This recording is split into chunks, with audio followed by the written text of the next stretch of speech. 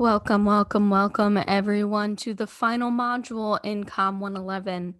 This is also the final module in our series of invention, arrangement, style, memory, and delivery.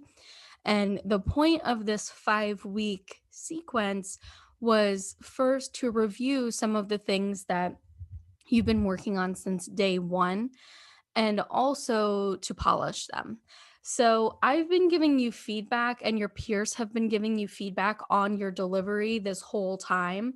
But the reason we don't focus on delivery right away is because you can become very distracted by it and also very insecure or extra anxious because you're thinking about delivery.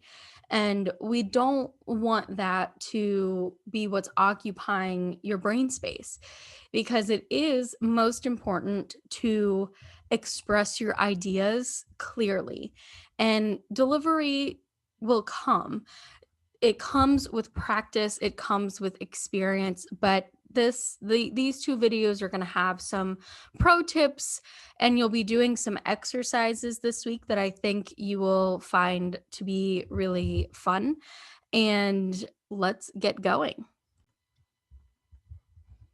So I'm going to do two different videos. This first video that you're watching, we are talking about using the voice, and we'll talk about drama and articulation and examples. And I'm going to do a separate video for the body. Given our online context, the voice is really the most significant piece because you are sitting in front of the camera. And there are lots of things I'll tell you about in the body video, but you're not working with physical space in the same way. So I'm going to separate these out. So both the voice and the body are considered nonverbal communication. Oftentimes, when we think of nonverbal communication, we equate that with body language. And that is nonverbal communication, but so is your voice. We call this paralanguage, which is the non lexical component, so not the words. For example, your intonation, pitch, speed, and rate, hesitation, gesture, and facial expression. So those would be the bodily aspects. But the way you use your voice is also body language. You can infer some different things based on someone's tone, for example. And that's one of the reasons why communicating via email or text message is really difficult because you don't have access to that paralanguage. So we end up having to use emojis or GIFs. So let's talk about the voice. First thing, this isn't super relevant to your recordings because you are speaking into a microphone, and as such, there really are no issues with volume in the same way that there can be issues if you are in a physical room. So it's important to remember that when you are in a physical space, you should adjust your speaking volume accordingly. If it's a bigger space, you need to speak up. If it's a smaller space, you don't need to shout at the people in the room. And you also want to be aware that there may be people in the audience who are hearing impaired.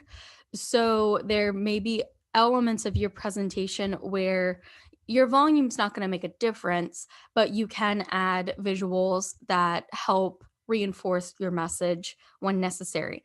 And if you have the option to have a microphone when you're in a space, use it because that really helps those audience members. Next, we've got intonation. This is a big category. Pitch, if you are a musician or a singer, this should not be foreign to you. This is the range of sounds from high to low or vice versa, and it conveys mood, level of enthusiasm, concern for the audience, commitment to occasion. So, what you do with your pitch really communicates how you're feeling about the topic. And that's why many of you, when you're speaking about something that you're interested in and that you're passionate about, you don't even have to think about your intonation because it happens naturally with the way you're speaking. But we get into monotone and robotic tone when you're just going through the motions. And I understand that to a certain extent, this class is about going through the motions. But while you're here, it's really good to practice not going through the motions. Because when you're giving a work pitch or a capstone presentation, whether it's academic, whether it's career, you want the people to want to listen to you. So these are things to practice now. So intonation is the rising, the falling, the variation of pitch. Speaking rate. So this is something that I was not expecting this semester, but I've had to speed some of you up in your Go React videos. I've had to put you at 1.3 or 1.5 speed. And I'm not sure why that is. I'm not sure if you're speaking more slowly to get to the time minimum, or if it's just because you're speaking to a camera and you don't have that element of the nerves, and that could very well be it. That's probably what it is, that you don't have anyone in front of you, and when you do, that's when you naturally speed up. Usually, I have to tell students to slow down, but this semester I've had to tell students to speed up.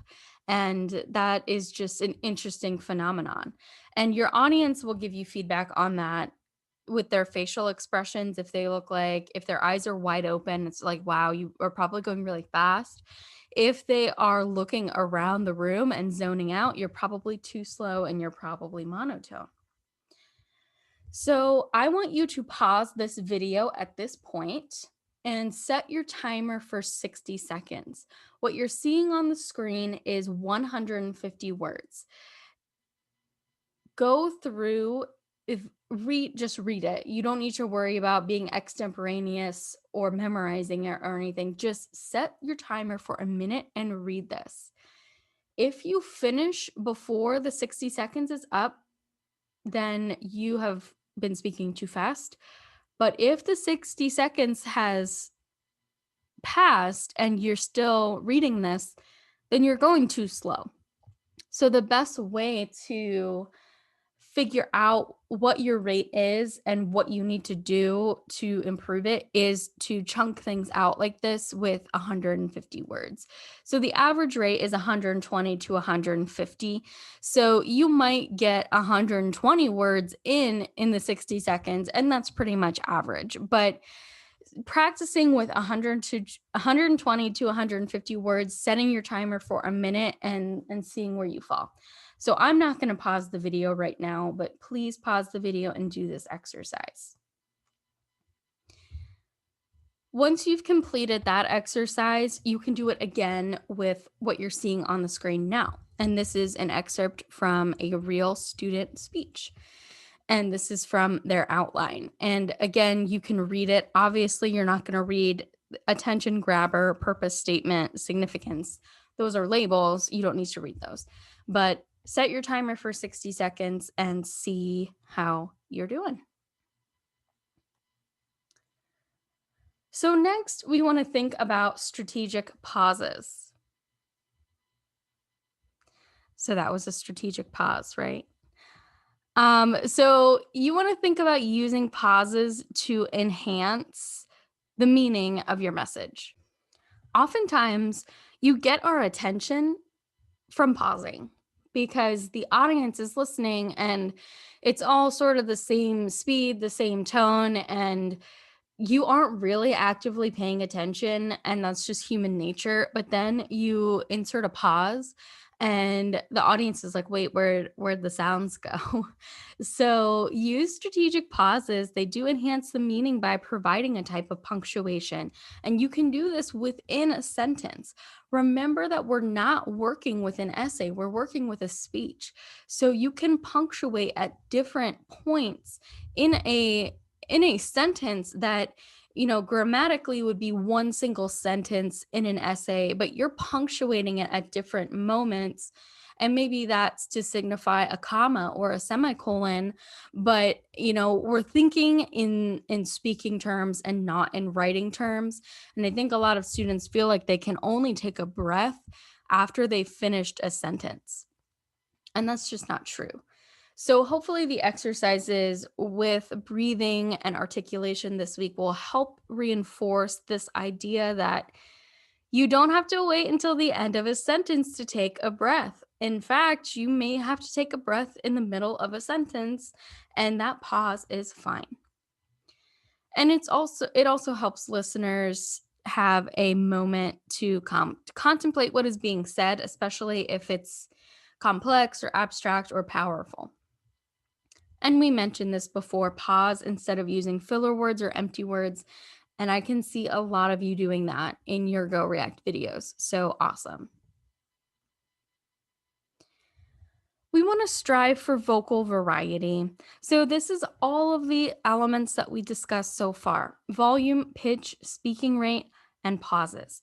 They work together to create vocal variety, and that comes naturally when you are excited and enthusiastic and when you feel it is important. The next piece that we want to talk about, sorry, is pronunciation and articulation. A lot of students get worried about this. Am I, going to mispronounce a word while I'm speaking? And that's a fine concern, but you're human, and I mean, it can be humorous, but it can people make mistakes and it's fine. What we are really focusing in on is this idea of articulation. So, pronunciation is the correct formation of the word sound. So, you pronounce the word correctly, and we mispronounce things all of the time because we've either learned them from reading, and so we've never heard the pronunciation and we mispronounce it. I still do that, and I have a PhD. So if it makes any of you feel better, I still mispronounce words because I've only ever seen them written and I've never heard them. And it can happen vice versa. When you've only heard a word and you've never seen how it's spelled, then you misspell it. So it goes both ways. But articulation is the clarity or forcefulness with which the sounds are made, regardless of pronunciation. So I tried to clearly articulate that sentence. And the articulation exercises are going to be super fun for you all. And the point is to exaggerate the articulation in order to promote more clarity. And you're naturally going to fall somewhere in the middle, but you just want to avoid mumbling. And a lot of you are mumbling, frankly. And sometimes I mumble in these video lectures, and then the caption capturing software doesn't know what I said. So if an automatic captioning system can't understand you, you need to be articulating more clearly. So just watch the mumbling. And again, the activities for this week, I want you to have fun with them. They're silly, they're tongue twisters. They are ways to promote vocal resonance so that we are avoiding being nasally or having vocal fry, which there's a video about that. Finally, use dialect, which is language variation, with care. So, dialect is not the same thing as a different language. So, in the style module, we talked about Ave and how African American English vernacular English is its own language. It has its own set of rules and grammar. Dialect is something that doesn't really have rules. It's just a distinctive way of speaking associated with a region or a social group. So Pittsburghese, we do the yins and the yuns. I think over in Philadelphia, they just say yous. And I mean, that's not grammatically correct, but we know what it means. So just use that dialect with care. If you were giving a speech in Pittsburgh, you could insert some of that Pittsburghese, but you don't want it to end up pandering to the audience because that's not a good look. The last thing I will say before we look at these two examples is something to pay attention to is upspeak. And I actually use upspeak all the time. And I'm very conscious of it. I try not to use it, but It's when you it's when you finish your sentence on a high note like that. And if you watch Schitt's Creek, literally all of the characters except maybe Johnny uses upspeak, especially David. So that's what upspeak means, and it's a phenomenon of our generation, millennials and Gen Z. I don't know why. I definitely do this, and it bothers me that I do it for myself, and I hear it in some of your speeches, but it's one of those things like vocal fillers that once you're aware of it, you can start to mitigate it, but we're all human, and these are just vocal patterns that we get into. So we're at 15 minutes, and I do have a couple examples. This one is pretty quick. I actually need to reshare my screen so that we get the computer sound. So let's see this. And I want you to listen to drama and articulation. All we say to America is be true to what you said on paper.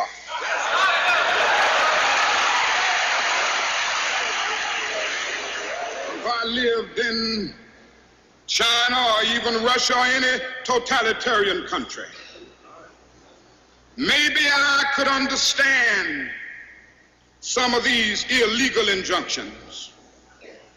Maybe I could understand the denial of certain basic First Amendment privileges because they haven't committed themselves to that over there. But somewhere I read of the freedom of assembly. Somewhere I read of the freedom of speech. Somewhere I read of the freedom of press. Somewhere I read that the greatness of America is the right to protest far right.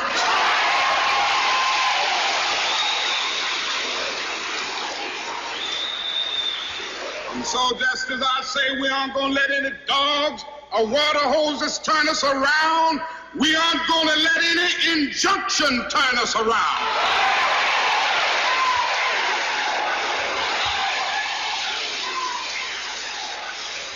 Well, I don't know what will happen now. We've got some difficult days ahead. But it really doesn't matter with me now because I've been to the mountaintop. I don't mind. Like anybody, I would like to live a long life. Longevity has its place. But I'm not concerned about that now. I just want to do God's will.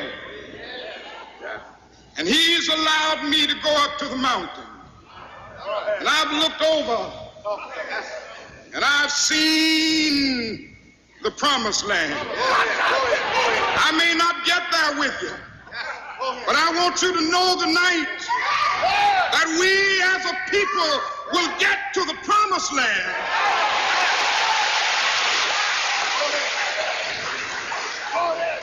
So I'm happy tonight. I'm not worried about anything. I'm not fearing any man. Mine eyes have seen the glory of the coming of the Lord.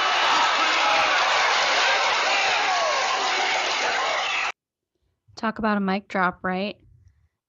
So that is an example where we can see the variation in intonation and drama.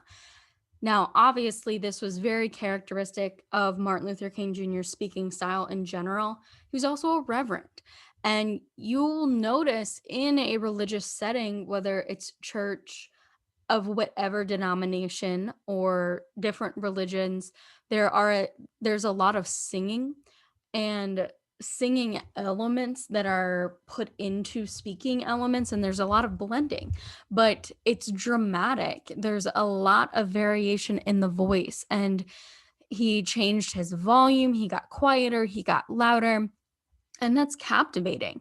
Now, none of you are giving speeches like that, and That was unfortunately the last speech he gave before he was assassinated, but he was an activist. He was a leader and he was speaking to those crowds and captivating their attention. Could you imagine someone being super boring in a setting like that? So you're not giving that kind of speech right now.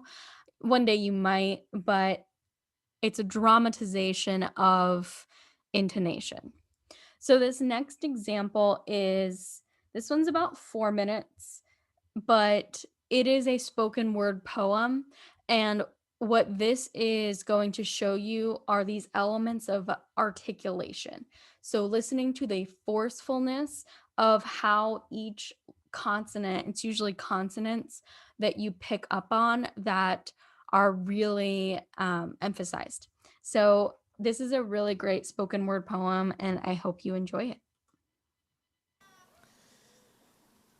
And this one right here, this is for the fat girls. This one is for the little brothers.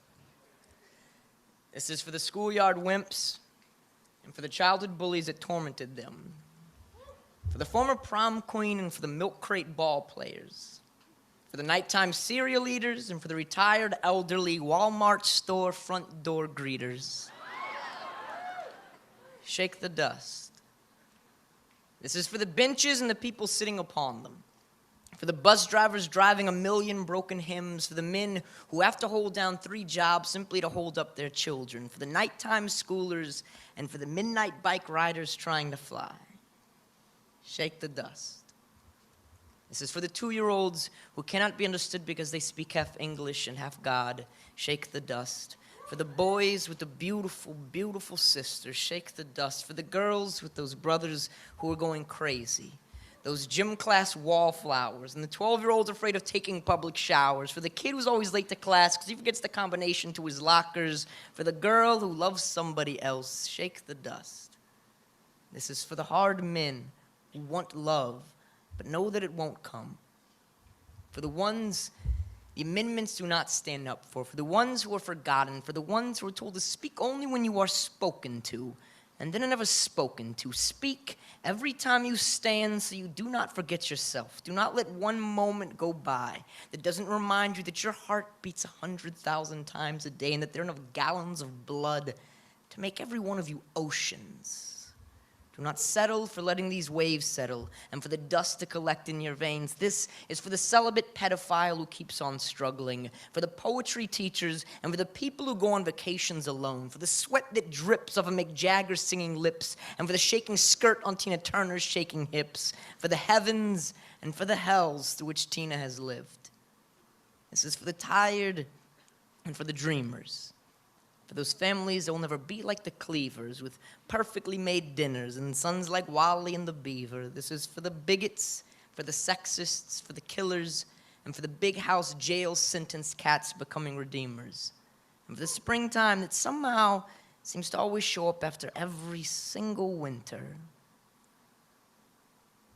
This is for you. This is for you. Make sure that by the time the fisherman returns, you are gone.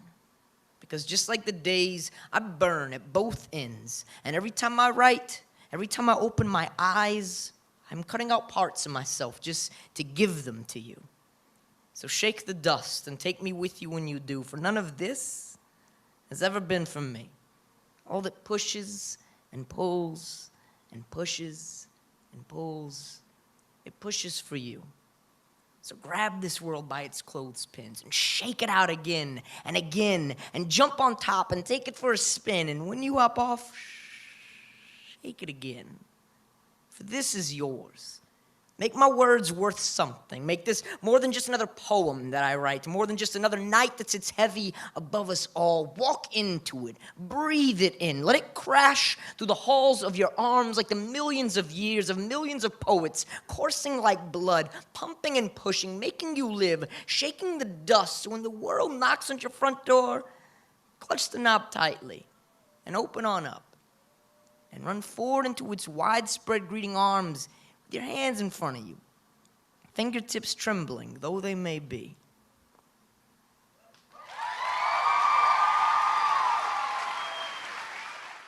So you can see that a lot of well, I only showed you one example, but hopefully it's obvious that a lot of really good examples of good delivery and powerful delivery come from performers, whether they are actors or word poets or some sort of other performer.